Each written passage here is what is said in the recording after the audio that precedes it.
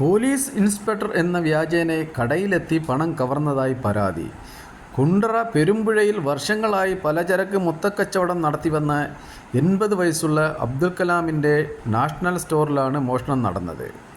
വൈകുന്നേരം ഏകദേശം 5 മണിയോടെ കുണ്ടറ പോലീസ് സ്റ്റേഷനിലെ ഗ്രേഡ് ഇൻസ്പെക്ടറാണ് മരുമകൻ പുതിയതായി കട തുടങ്ങി, അതുകൊണ്ട് കുറച്ച് സാധനങ്ങൾ വാങ്ങണമെന്ന് കട ഉടമയോട് മോഷ്ടാവ് പറഞ്ഞു. ഈ സമയം അസർ നമസ്കാരത്തിനായി പള്ളിയിൽ പോകേണ്ട സമയമായി.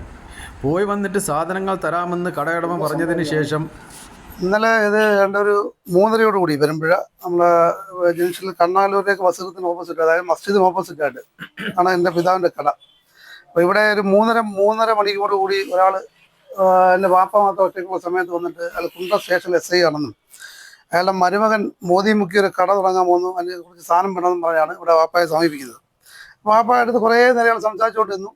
പിന്നെ 3:45 ആയപ്പോഴത്തേക്ക് പള്ളിയിൽ ബാങ്ക് വിളിച്ചപ്പോൾ പുള്ളി നമസ്കാരത്തിനായിട്ട് അസർ നമസ്കാരത്തിനായിട്ട് പള്ളിയിലേക്ക് പോയി. ആ സമയത്ത് എൻ്റെ പിതാവ് പറഞ്ഞിട്ട് എന്നാൽ നിങ്ങൾ പൊയ്ക്കോ, ഞാൻ നമസ്കരിച്ച് വന്നതിന് ശേഷം നമുക്ക് എന്താണെന്ന് ചെയ്യാൻ പോയി. അപ്പോൾ ഇയാൾ അങ്ങോട്ട് മാറിയിരുന്നു.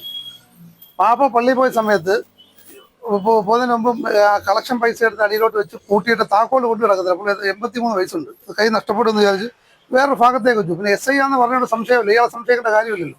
പിന്നെ ടിപ് ടോപ്പായിട്ട വേഷവും അങ്ങനെ പുള്ളി ആ ഭാഗത്തേക്ക് പിന്നെ ഈ താക്കോൽ ആ ഭാഗത്തേക്ക് മാറ്റി വെച്ചിട്ട് പള്ളിയിലോട്ട് പോയി. തിരിച്ചു വന്നപ്പോൾ ഉണ്ട് ഈ ട്രോ തുറന്നു കിടക്കുന്നു, മേശയുടെ ട്രോ തുറന്നു കിടക്കുന്നു. നോക്കിയപ്പം അവിടുന്ന് പൈസ കാണുന്നില്ല. അതിന് 50,000-ഓളം രൂപ എടുത്ത് ഇവൻ തൊട്ട് ഓപ്പോസിറ്റ് സൈഡിൽ നിന്ന് ഓട്ടോ വിളിച്ച് കുണ്ടറയിലേക്ക് പോയായിട്ടാണ് CCTV കാണുന്നത്.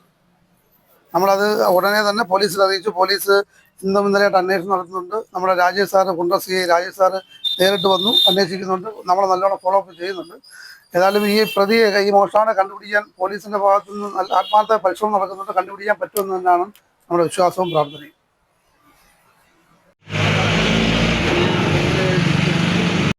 അതിനുശേഷം പണം സൂക്ഷിക്കുന്ന മേശയുടെ താക്കോൽ കടയിൽ മറ്റൊരു ഭാഗത്തേക്ക് മാറ്റിവെച്ചതിന് ശേഷം കടയുടമ പള്ളിയിൽ പോയി. ഇതെല്ലാം സൂക്ഷ്മമായി നിരീക്ഷിക്കുകയായിരുന്ന മോഷ്ടാവ് തുടർന്ന് താക്കോൽ വെച്ച സ്ഥലത്തു നിന്നും എടുത്ത് മേശയുടെ ട്രേ തുറന്ന് 50,000 രൂപ മോഷ്ടാവ് എടുത്ത് കടന്നു കളഞ്ഞു.